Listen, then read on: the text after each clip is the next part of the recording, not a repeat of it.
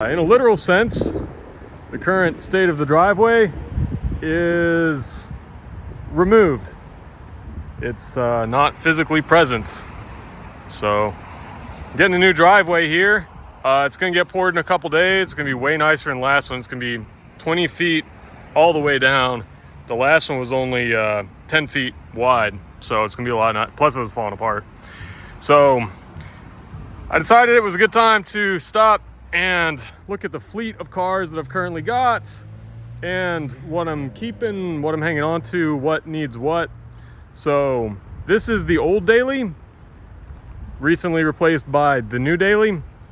I had this car for 7 years and 100,000 miles. I honestly drove the snot out of this thing.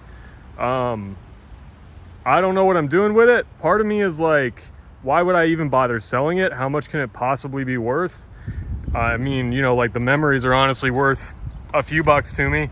On the other hand, I kind of don't want it to turn into Cressida 2.0. So before I had this car, long time ago, I drove this car. And you'll see basically the pattern with the cars that I drive is I buy the newest Toyota flagship sedan I can afford at any point in time, run it up till it's about 30 years old, mid 200,000 miles, and then whatever is the newest Toyota flagship I can afford at that time, that's what I replace it with. Pretty boring, but so yeah, this is the outgoing daily. I decided, as long as the driveway is being redone, to trap the new daily in the garage, because honestly, I'm almost too scared to drive the damn thing. You know, I'm not gonna say what year it was, but it's basically brand new. It's a number that starts with a 2. So I decided to park that in the garage while the driveway is getting done, because my choices were trap the new car inside, trap the new car outside. That's probably going to be a separate video, but I'm pretty stoked about it. So basically we've got the old daily, which I don't know what I'm going to do with that thing. Like I said, part of me wants to keep it, part of me is like, why? I've got the 85 Cressida.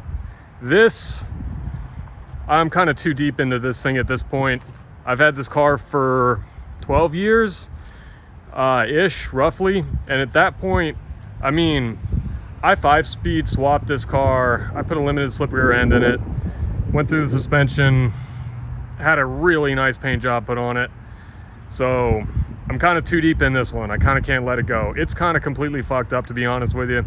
I mean, if you didn't know it, you probably wouldn't be able to tell, but like the rear end needs to be rebuilt. It probably needs a clutch. Clutch is kind of messed up. The transmission's okay, it's not perfect. The engine is really tired, but it kind of like somehow still runs and feels pretty good.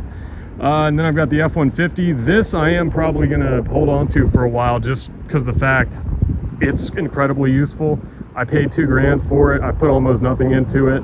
It's reliable enough. It's got a 5.0 and it's 4-wheel drive, and it's got a long bed, and it's got a trailer hitch.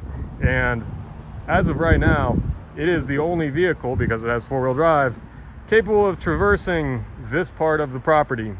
This is the other tandem project that's going on in addition to the driveway. So I've got, you know, I've got a dirt guy, I've got a concrete guy, I've got a bobcat guy, I got a bunch of different guys.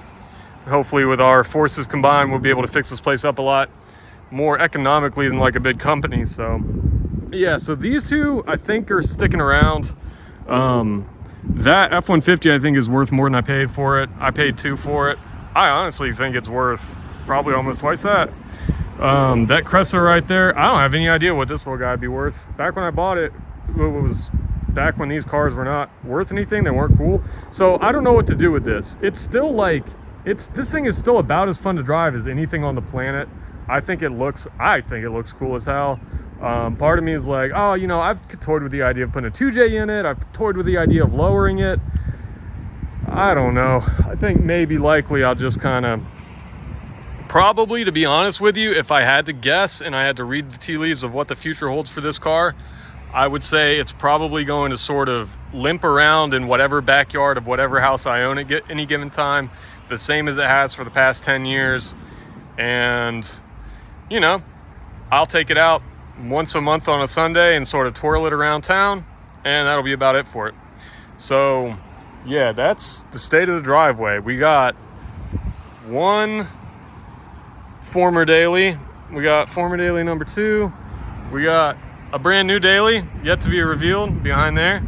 And then we got a pickup truck. So I don't know. What I want to do is once this is all kind of done, I want to get a carport or something and a shed and maybe build a shop later on down the road, but maybe get a trailer and kind of have rotating project cars once I'm done with the big project, which is this thing. But yeah, I guess the only question is, should I sell this thing or not? I don't know. If I had the space, I'd just hold on to it. I kind of like this thing.